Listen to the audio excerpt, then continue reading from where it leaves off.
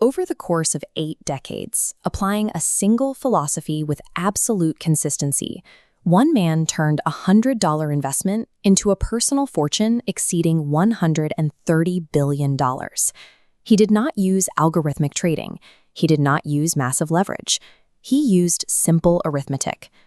This wealth is the output of a meticulously designed compounding machine, where money acts as a permanent workforce that accelerates its own growth over time. Buffett's exact principles are stated clearly enough that anyone paying attention can use them. Over the next 6 minutes, we are going to translate his lifelong philosophy into a personalized 5-step blueprint that you can apply to your own finances today. To do this properly, grab a pen and a piece of paper and open your brokerage account in another window. We are going to build this system right now. Reading about financial concepts is passive. Wealth is built by translating those concepts into a strict behavioral system and executing it without hesitation.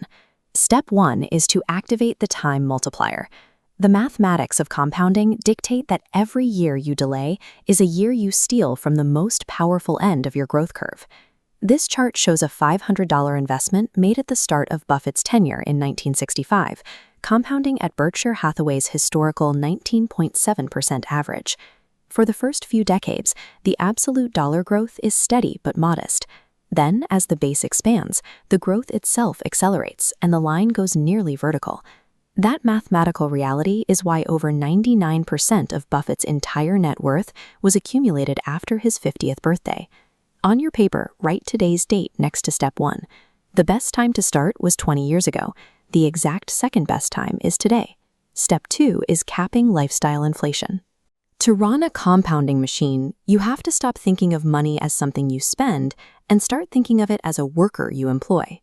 This graphic breaks down the true cost of consumption using Berkshire's historical returns. At 19.7% annually, a single dollar spent on a depreciating asset at age 30 is $22,000 removed from your net worth at age 80.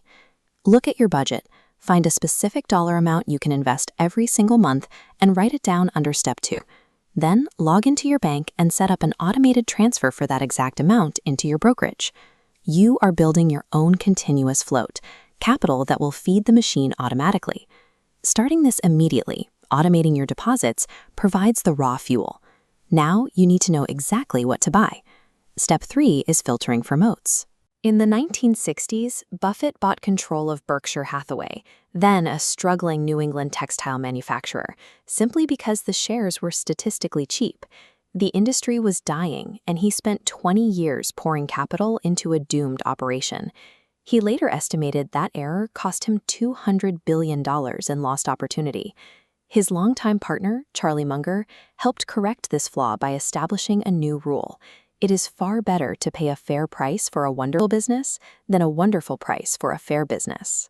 A wonderful business possesses an economic moat, a structural advantage that repels competition. Think of Coca-Cola. Its global distribution network and universally recognized brand form a barrier so wide and deep that no competitor can effectively breach it. Or consider Apple. Buffett historically avoided technology companies, but he bought Apple because of its cult-like brand loyalty and the enormous switching costs for its users. He recognized it as an impregnable consumer ecosystem. For step 3, write down 3 specific businesses you understand that have dominant, uncrossable moats. If you cannot identify 3, write down a broad S&P 500 index fund. A business without a moat will eventually surrender its profit margins to competitors, severing your ability to reliably compounding capital over decades. Step 4 is demanding a margin of safety. Every stock purchase represents a fractional ownership interest in a real business with real assets, revenues, and intrinsic value. Buffett's mentor, Benjamin Graham, visualized the stock market as a manic-depressive business partner named Mr. Market.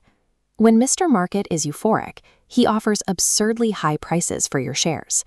When he is depressed, he panics and offers to sell you his shares for practically nothing.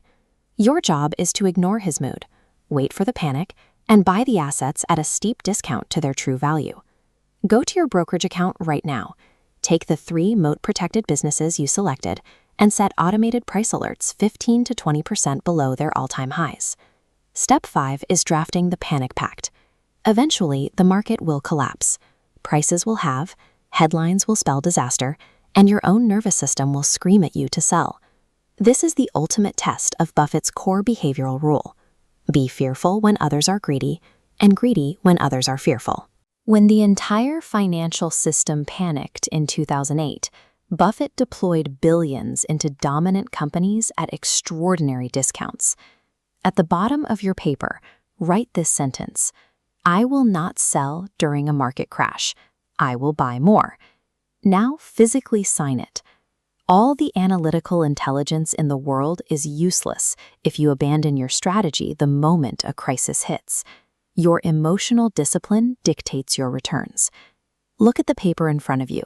You have committed to a start date, automated your capital float, identified durable businesses, set your traps for discounted prices, and signed a binding contract to control your own fear.